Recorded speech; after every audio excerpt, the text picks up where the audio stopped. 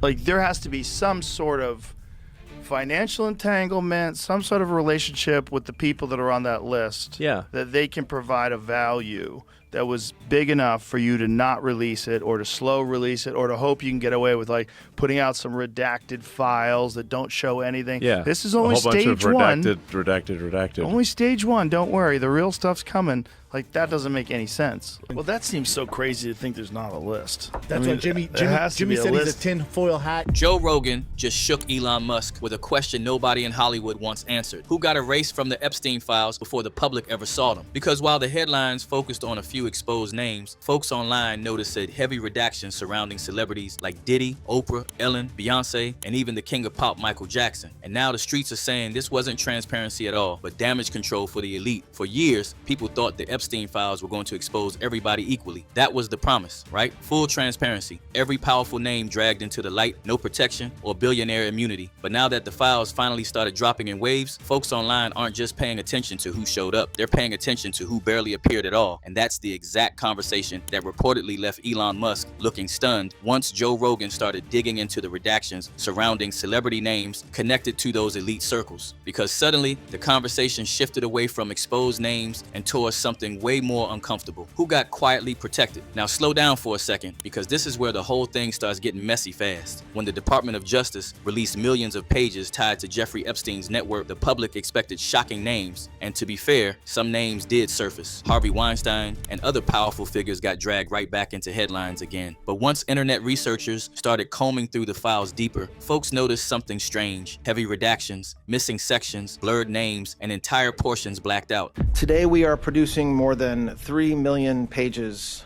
including more than 2,000 videos and 180,000 images.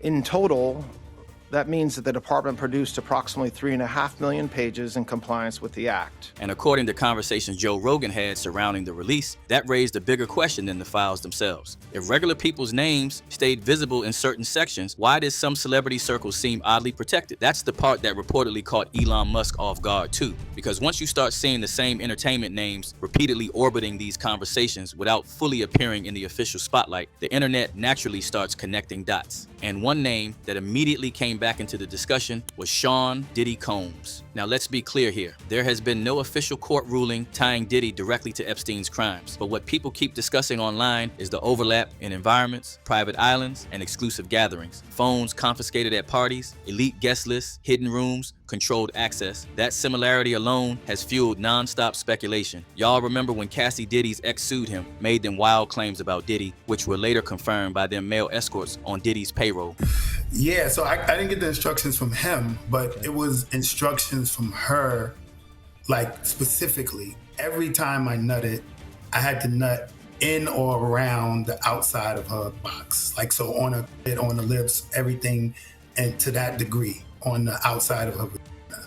And that was clockwork. It had to be done like that every single time. And actually, it was kind of mandatory. Like the session could not be over unless I nutted, and I had to nut on the outside of her vagina. Like, you couldn't leave until that happened? Yeah, that was like mandatory though. It was like So that gotta happen for the session to be over. And those instructions that she gave you, they came from him or they was from both of them or just her? I mean, like I said, I only ever spoke to her. You know what the worst experience, the realization, it wasn't even the worst experience. I want to say the eye-opening experience. That's a better thing to say, is when I walked into the room and he was in front of her with his penis in her face. I was heartbroken, yo. Because that's when the realization that she had other men doing the same thing I was doing to her and she was doing to other men, that's when it hit me right there when I saw him and she was loving it. And there's Allie Carter. Recall when she started describing isolated celebrity spaces involving wealthy adults, private flights, and environments where normal rules allegedly disappeared behind closed doors. Now here's where the story gets deeper. According to online discussions surrounding the files, some people believe Diddy's name should have appeared far more prominently, considering how closely his social world mirrored the secrecy surrounding Epstein's circles. I never thought that we would see the day where Diddy would get arrested, and I told you guys in that Maria Z interview in 2021 that no one tells on Diddy. P. Diddy.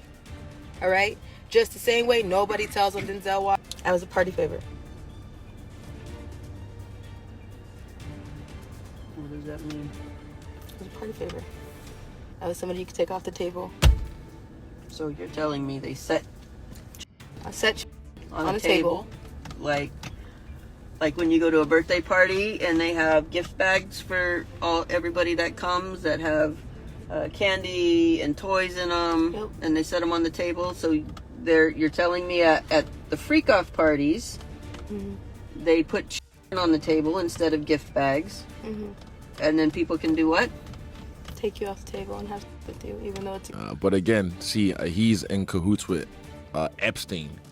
And then was he in cahoots with Epstein, or was it just a similar type of an operation? No, they were friends. Really? Yeah, because Epstein had on Miami as well. That really private, rich estate in Miami. So, And when Rogan reportedly questioned why certain entertainment figures barely surfaced despite years of rumors and lawsuits surrounding them, folks online immediately started asking whether redactions were protecting bigger celebrity brands. And honestly, once you look at the names people keep mentioning, the conversation gets uncomfortable fast. Oprah Winfrey, Ellen DeGeneres, Beyoncé, Jay-Z, Naomi Campbell, even Michael Jackson's name started floating through conspiracy conversations online once people began debating who the public was never fully allowed to investigate properly. Now pause right there, because the Jay-Z conversation especially exploded once archived FBI tip logs connected to the Epstein investigation allegedly referenced his name alongside Harvey Weinstein inside an unverified report from the mid-1990s. Again, legally, these were archived tips, not proven accusations. But the internet didn't care about legal nuance once those names appeared beside Epstein-related discussions. Because folks remember what happened back in 2024. Jay-Z was named in a lawsuit connected to Sean Combs involving an alleged essay of a 13-year-old. That case eventually fell apart, but not before allegations surfaced that private investigators were used to intimidate the accuser. That story disappeared fast, but it never fully went away, especially because another music industry name surfaced too, Pusha T. According to online reports tied to the document release, Pusha T's name allegedly appeared inside archived federal tips connected to elite party environments and introductions within powerful celebrity circles. No charges, convictions, or confirmed wrongdoing. But once those names entered the public conversation, folks immediately started revisiting old Kanye West interviews differently. At what point do we start believing that Jay-Z is guilty of all the crimes they say he is? Like, this man has literally been accused at 100 crimes this year. And every single time y'all said, no, they just trying to take a well-to-do black man down. They just trying to tarnish his name. Well, folks, I think we've hit the end of the road. Because this man is named in official FBI documents. You can't glaze over this one. You can't say somebody money hungry. You can't say somebody out to just take him of all his wealth and status. I've been asking for the names on them Epstein files. Now you got them. Why are y'all quiet? They can't control you. They can't. They try to suppress you, but that's how they try to categorize. They can't control me. You get what I'm saying? They can control Shaq. They can control Charles Barkley. They can control LeBron James. They can control Jay-Z and Beyonce. But not you, man. But they can't control me. Because Kanye spent years talking about handlers, gatekeepers, hidden industry structures, and powerful people controlling who rises and who disappears. Back then, most people laughed him off. Now, some folks think he may have been pointing towards something bigger the whole time, especially after Jay-Z been trying to clear his name. And this is exactly where Joe Rogan's broader conversations about elite protection reportedly shocked Elon Musk even more. People like Jay-Z and Pusha T, they made their living killing our people. So how the f they gonna stand up for our people? You know what I'm saying? But we forget that because we love Jay-Z's music so much. We love Pusha's music so much, right? But you think they would ever, Beyonce had the best for somebody else? Yeah. You know what I'm saying? You think they would ever tell the truth? No, if they told the truth, they'd go to jail. You know what I'm saying? So you have liars. Man. Liars are now the face of our culture. Jay-Z apparently wiped his Instagram account after being named in the files.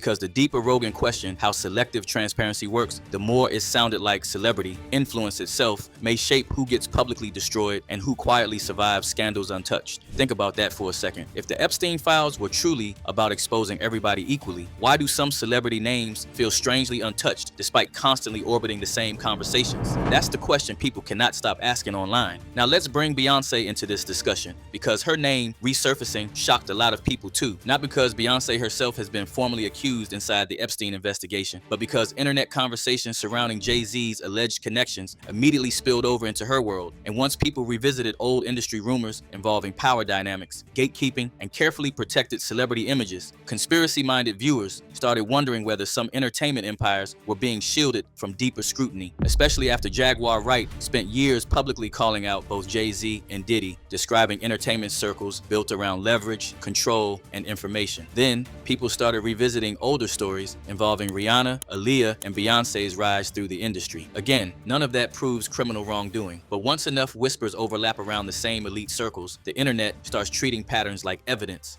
He was very, very, very right there. She didn't want that. She didn't want that with him. And if there's one thing I can tell you about Sean Carter, being embarrassed and being rejected are things he does not handle well. Sean Carter is responsible for enacting Hype Williams to put Aaliyah on a faulty plane to move her out the way as punishment for rejecting him, and so he could level up Beyoncé, who was struggling. Critics been blowing hot. One said, and Beyoncé, can we normalize mentioning her too? Another wrote, they all scared. Kanye spoke on it, but the rest are afraid. He is powerful enough to unalive people. Now here's another name that keeps resurfacing heavily, Oprah Winfrey. For decades, Oprah built one of the cleanest public images in entertainment history. But critics online began revisiting her relationships with controversial Hollywood figures once Epstein-related conversations exploded again. Harvey Weinstein's friendship with Oprah came back into focus. Then, people revisited criticism surrounding silence from elite media circles whenever powerful men faced accusations. And once names like Diddy, Weinstein, Epstein, and other celebrity power brokers started overlapping online, Oprah's proximity to those worlds became part of the conversation too. So Rose McGowan has put Oprah on blast. Rose recently called out Oprah on Twitter over her past associations with some controversial men. Rose wrote, quote, from being pals with Harvey Weinstein to abandoning and destroying Russell Simmons' victims, she is about supporting a sick power structure for personal gain. She is as fake as they come. Oprah. Who wants to be on the wrong side of Oprah in Hollywood? Who wants to be on the wrong side of Tyler Perry in Hollywood? Who wants to be on the wrong side of Steve Harvey in Hollywood? And as a result of that, Shannon Sharpe. Here's what I think. I don't think they could cancel Shannon Sharpe. Yeah, I was at a Diddy party. I was one of the party favors. But I told you, nobody tells on Diddy. Maria Z, I did that interview in 2021, 7 months ago.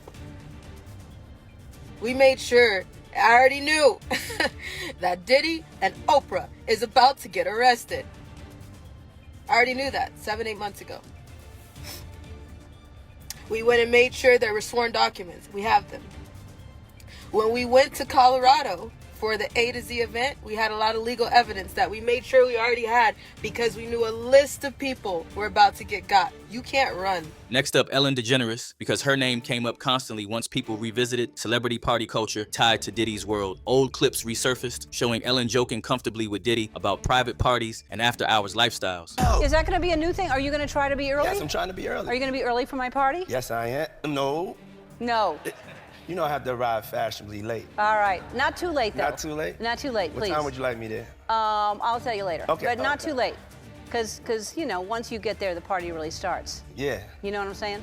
I got you. I promise you I'm not going to let you down on this big one. All right, For good. real. Good. Your shoes, your feet are going to have blisters. You're going to be dancing so hard. I can't wait. So tell me about your birthday party. Am I invited? Yes. Yes, you're definitely invited. I invite you to all my parties. You just haven't seemed to show up. No, well, is it on the East Coast? Yes. Well, that's why. Why don't you have one here on the West Coast? Because I work all the time. Okay, well, maybe I have one at your house. Where's the... Now, what time would your party start, let's say? Like 9:30. Really, that early? Yeah. I could make that. Yeah. But I think I could think of you of starting a party at like midnight. Like, what time will it go till? That's a different type of party. Uh-huh. No, it'll go from like 9:30 to like maybe 3 o'clock, 3 o'clock. And then, you know, we have the top 2 floors of the hotel. Mm-hmm. And then it will carry on there. Yeah, yeah. Mm-hmm. Then no, I mean the after party. Mm-hmm. No, I know about them. Back then, audiences laughed. Today, viewers analyze those same clips differently, especially after Ellen quietly stepped away from the spotlight while Diddy's legal issues exploded publicly. Then, folks started revisiting Bieber's appearances around elite celebrity environments too. Justin Bieber, Usher, young artists entering powerful circles early and getting hurt because of the lifestyle around Epstein and Diddy. That pattern keeps repeating. So check this out, yo. Justin, you ever seen the movie 48 Hours? Right now, he's having 48 hours with Diddy, him and his boy. They're having the times of their lives, like, you know, where we hanging out and what we doing. We can't really disclose, but it's definitely a 15-year-old's dream. You know, I have been given custody of him. You know, he signed to Usher. I'm signed to Usher. I had legal guardianship of Usher when you know he did his first album. I did Usher's first album.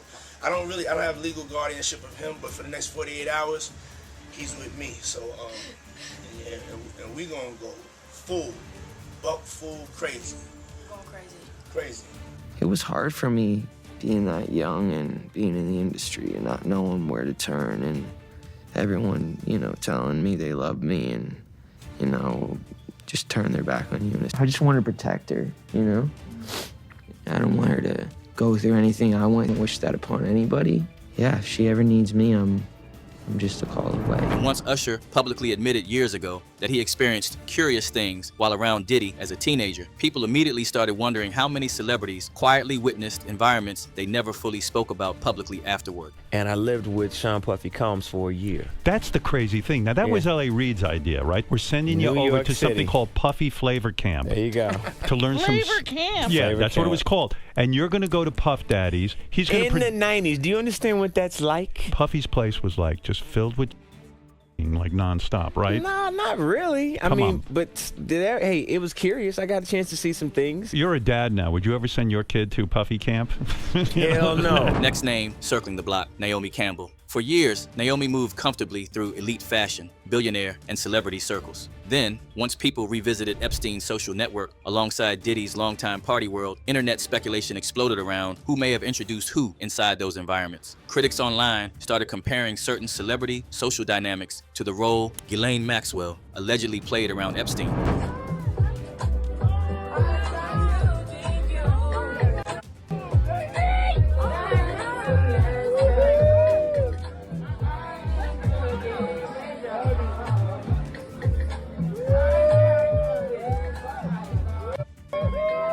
The paper does manage to make it clear that you were not aware of Epstein activities. Did you know who he was?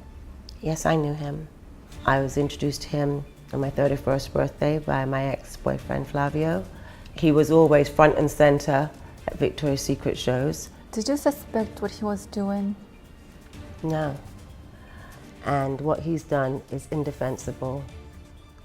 And when I heard of what he'd done, it sickened me to my stomach, just like everybody else. Though she denied having anything to do with Diddy and Epstein, but the online community ain't having it. One user wrote on the denial interview, "She's lying, too fidgety, she knew all." Another said, "She wasn't just in photos. There's 12 years of emails." Yet another user was blunt, a humanitarian that received blood diamonds from a dictator. Now here's where things get even stranger. Michael Jackson's name started getting pulled into online discussions too, not because of direct Epstein file evidence publicly confirmed, but because conspiracy conversations about powerful entertainment figures quickly expanded into broader debates about who Hollywood protects, who gets sacrificed, and how narratives get controlled after death. And once Michael's name entered the same online conspiracy ecosystem involving involving elite celebrity circles, internet theorists started treating the Epstein files like only one layer of a much bigger machine. Now think about how disturbing that idea feels to regular people watching all this unfold. Millions of pages released, thousands of names discussed, yet somehow the public still feels like the biggest truths remain hidden behind black bars and redacted sections. That alone creates suspicion. And according to Rogan's reported discussions surrounding these files, that suspicion becomes dangerous once people stop believing the system is actually transparent, because then every missing name feels intentional, blurred paragraph feels strategic, and protected celebrity starts looking like part of a bigger system ordinary people can never fully access. Now let's zoom out for a second. What really scares people about the Epstein conversation isn't just Jeffrey himself anymore. It's the idea that entire networks of influence may exist quietly above public accountability. Entertainment, politics, billionaires, tech,